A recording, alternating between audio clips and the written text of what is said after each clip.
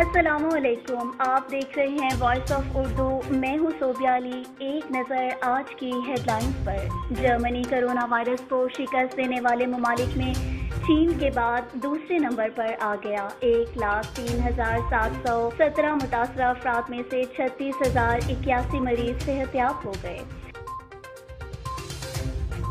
وزیر خارجہ شاہ محمود قریشی کا آسٹریلیا کے وزیر خارجہ سے ٹیلی فونک رابطہ۔ دونوں رہنماؤں نے عالمی وبائی صورتحال سمیت مختلف امور پر تبادلہ خیال کیا۔ شاہ محمود قریشی نے آسٹریلین ہم منصب کو کرونا وائرس کے خلاف پاکستان کے اقدامات سے آگاہ کیا۔ گلگت بلتستان میں کرونا کیسز کی تعداد میں اضافہ۔ صورتحال کے پیش نظر 2 دن کے لیے کرفیو لگا دیا گیا۔ جمعرات اور جمعہ کے 2 روزہ کرفیو میں سے صرف چند گھنٹوں کی نرمی کی جائے گی۔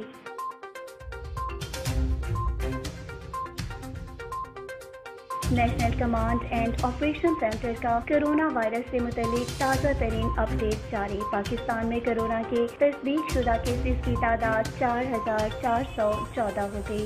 گزشتہ 24 گھنٹوں کے دوران 248 نئے کیس رپورٹ ہوئے۔ اب تک 572 مریض صحت یاب ہو چکے ہیں۔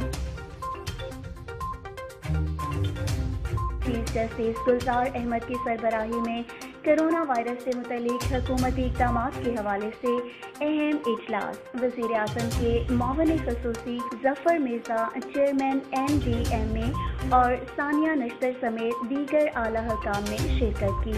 اجلاس میں چیف جسٹس کو حکومتی اقدامات سے متعلق بریفنگ دی گئی۔ نجی ہسپتال WHO کے پروٹوکول کے مطابق کام کر سکتے ہیں، سپریم کورٹ کا اعلامیہ۔ دنیا بھر کی طرح پاکستان میں بھی شب برات عقیدت و احترام کے ساتھ منائی گئی۔ شب برات، شب برات، شب برات۔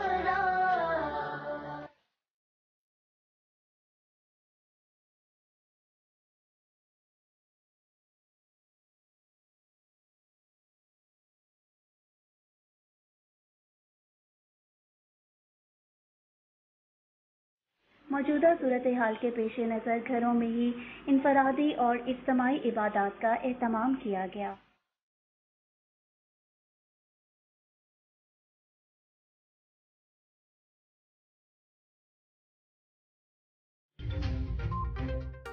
پاکستان بھر میں احساس ایمرجنسی کیش پروگرام کے تحت مستحق خاندان کی مالی امداد کا آغاز کر دیا گیا۔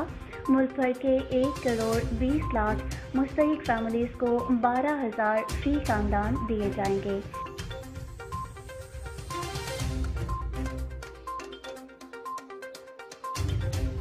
یہ تھی اب تک کی ہیڈ لائنز۔